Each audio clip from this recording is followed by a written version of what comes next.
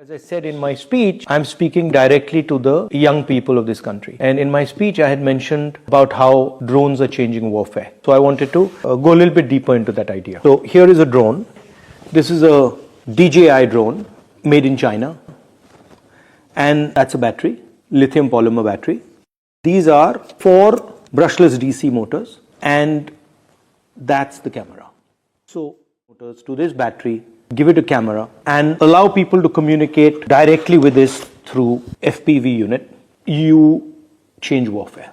This little thing is now making tanks, artillery pieces, large weapons in the Ukraine battlefield pretty much obsolete. I said that industrial systems fight wars. This is actually a commercial product. This is made by a Chinese factory called DJI, and this is actually a toy.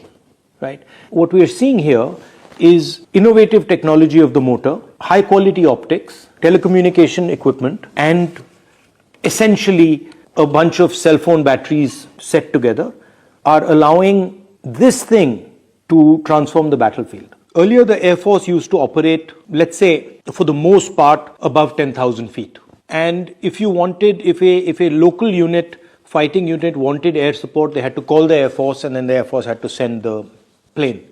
And the plane was big, very expensive, etc. So now what has happened is the Air Force has merged with the platoon, right? So now the platoon itself has its own Air Force, can use that Air Force to strike opponents, and can observe the battlefield. So what has happened is the Air Force has suddenly come all the way to the ground level. And it's built a completely different reconnaissance concept at a much lower level, which means that the battlefield has become much more transparent.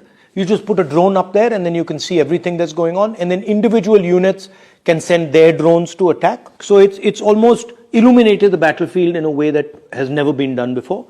And it's also allowed kinetic energy to be moved around very effectively and targeted very accurately. And the reason it's happened is because of the electric motor and the battery and optics combination.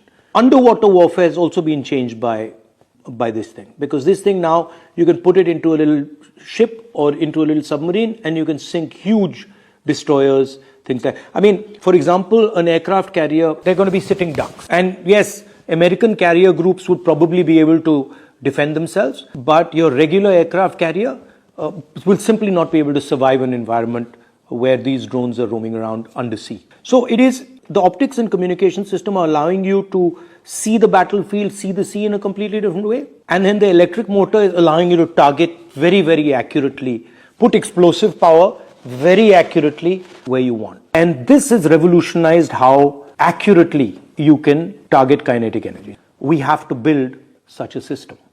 And we have to have competence in electric motors. We have to develop competence in optics. We have to develop competence in batteries. This is what is going to be at the heart of the electric vehicle.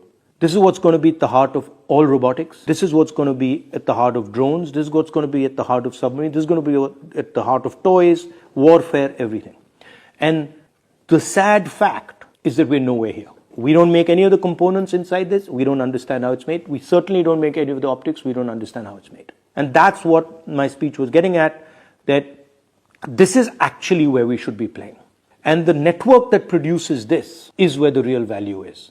And all AI is actually going to be operating on this network. So for example, when this thing is built, AI is going to be used to order how it's built. When this thing is used, AI will determine how it's used. So when I hear talks about, I heard the Prime Minister say we are going to be number one in AI. I mean, it's complete junk, because you cannot be number one in AI unless you have a production network, or not so effective, but at least you have consumption data. And India has given away its consumption data to large multinational companies, and India doesn't even play in the production space. And so that, what I was saying in the speech, is actually it's an industrial vision. And it's essentially saying that we're going to move differently. The reason this thing is so powerful is it can go places that a missile can never go. It can go places a gun can never go. It can chase people, it can hide, it can go into jungles, it can do all sorts of stuff that other weapons cannot do. Right? So that's what we have to understand, that there's a new industrial revolution taking place, a new way of moving taking place. And it's going to be based on this circular motion. Essentially, it's going to transform everything. And what I want, or what I'd like, is that we have thousands and thousands of young Indian people who deeply understand this. And we have another thousands and thousands who deeply understand this. And then thousands and thousands who deeply understand this. And then we've got the core of an industrial system. The last generation industrial system was about mastering the internal combustion engine. And the tragedy right now is that we're talking about all sorts of stuff, but we're not talking about this. And this is, I want Indian imagination to fly like this thing does. War is always about distribution of kinetic force. Kinetic force kills people. How you get kinetic force to kill people is really what war is. This thing completely revolutionizes how kinetic energy moves on the battlefield.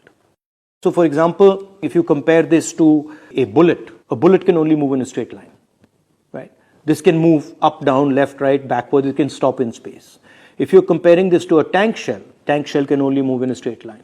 If you're comparing it to a missile can maneuver, but then a missile can't suddenly stop in the middle of the sky. A missile can't maneuver in such a sophisticated, complicated manner, right? So this is literally a revolution. And the interesting thing about this, and this is what I keep telling my American friends, is that this doesn't come from the military system. American drones all come from the military system, meaning they trickle down. This has come from the toy industry, right? This has emerged from the commercial system. And that's really the powerful thing. Because if things are emerging bottom up, then the amount of innovation that will emerge from that is significantly more than if they're going top down, right? So this motor, brushless motor, actually, I first saw it, 15, 20 years ago in a remote control plane. This used to be a hobby. This is a hobby I've had for 30, 40 years. And earlier there used to be small engines, very complicated to build, very complicated to fly. And the real innovation was the brushless motor. And then the batteries. Because earlier the batteries were just way too big and the brushless motors were inefficient. The motors were inefficient. And now they're very powerful. They all coordinate. So this is actually a revolution. This is where the technological wave is. Now people think that you can make in India. You can have an Adani Defense or somebody else make in India and you'll get this. You won't. All Adani Defense does, or all our defense guys do, is actually assemble. This emerges from a production network. This is the result of a production network. And that's what I'm talking about. I'm not talking about that we now sit and we get a company that makes something that looks like this. That's not really interesting. Because this will be obsolete anyway. But if we have the network from which this emerges, then we will never be obsolete. We'll just be at the edge of the technology curve, right? Understands, for example, the importance of what these cameras do. This thing without this camera, ineffective as a weapon of war. So the camera has to come together with the motor, has to come together with the battery, has to come together with all the components. And now what's very interesting is the Americans and the Europeans have understood this. They've understood that actually they don't have the production system that can create this, and they can never have it. Because they're at a stage in their development where for them building this is almost impossible. But we can do it. Right? We have the engineering know-how, we have the scale, we can potentially develop a strategy where we become, if not masters, at least very competitive in this area. So that's the type of thing that my speech was trying to do.